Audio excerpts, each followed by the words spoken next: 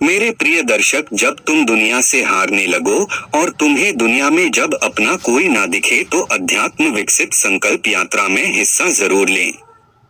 जब जब पृथ्वी पर अन्याय का घड़ा भरने लगता है, तब तब ईश्वर धर्म की स्थापना के लिए जन्म लेते हैं और इसी से रचता है एक नया पुराण जो युगों युगों तक मनुष्य को मार्गदर्शन देता है। यह पुराण ही संस्कृति एवं रीति रिवाज का आधार बनते हैं। आज से हजारों साल पहले महाभारत के युद्ध में जब अर्जुन अपने ही भाइयों के विरुद्ध लड़ने के विचार से कांपने लगते हैं, तब भगवान श्री कृष्ण ने अर्जुन को गीता का उपदेश दिया था।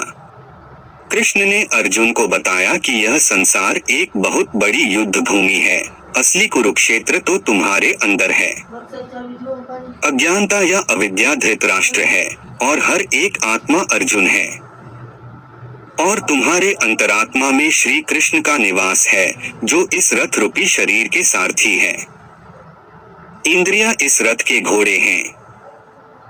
अहंकार, लोभ, द्वेष ही मनुष्य के शत्रु हैं।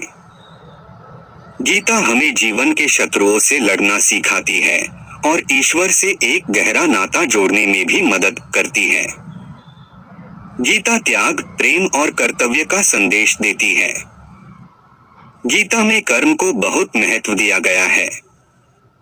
मोक्ष उसी मनुष्य को प्राप्त होता है जो अपने सारे सांसारिक कामों को करता हुआ ईश्वर की आराधना करता है। अहंकार, ईर्ष्या, लोभ आदि को त्याग कर मानवता को अपनाना ही गीता के उपदेशों का पालन करना है। गीता सिर्फ एक पुस्तक नहीं है, यह तो जीवन मृत्यु के दुर्लभ सत्य को अपने में समेटे हुए है। कृष्ण ने एक सच्चे मित्र और गुरु की तरह अर्जुन का न सिर्फ मार्गदर्शन किया बल्कि गीता का महान उपदेश भी दिया। उन्होंने अर्जुन को बताया कि इस संसार में हर मनुष्य के जन्म का कोई न कोई उद्देश्य होता है। मृत्यु पर शोक करना व्यर्थ है, यह तो एक अटल सत्य है जिसे टाला नहीं जा सकता। जो जन्म लेगा उसकी मृत्यु भी निश्चित है। जिस प्रकार हम पुराने वस्त्रों को त्याग कर नए वस्त्रों को धारण करते हैं, उसी प्रकार आत्मा पुराने शरीर के नष्ट होने पर नए शरीर को धारण करती है। जिस मनुष्य ने गीता के सार को अपने जीवन में अपना लिया, उसे ईश्वर की कृपा पाने के लिए इधर उधर नहीं भटकना पड़ेगा।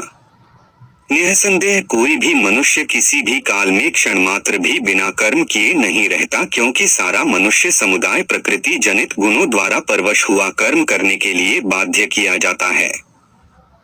जब हम पर कर्म करवाया ही जाता है तो हम कर्म को अच्छा ही करें, क्योंकि अपने भले के लिए हम अपने कर्म में कुछ गड़बड़ी करें तो कुछ देर के लिए हमारी दृष्टि में हमारा भला हो सकता है, लेकिन प्रकृति के द्वारा हमारा भला नहीं होगा। जब तक परमात्मा हमारा भला नहीं करेंगे तब तक हमारा भला हमारे करने से कभी नहीं होगा।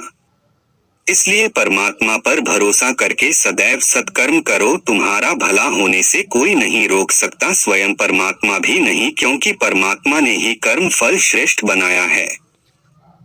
अपना जीवन सुख में व्यतीत करने के लिए इस संकल्प यात्रा के भागीदार बने और यह वीडियो आपको अच्छा लगा हो तो शेयर जरूर करें, जिससे किसी और को यह जागृति मिल सके, और अपने विचार कमेंट में जरूर लिखें।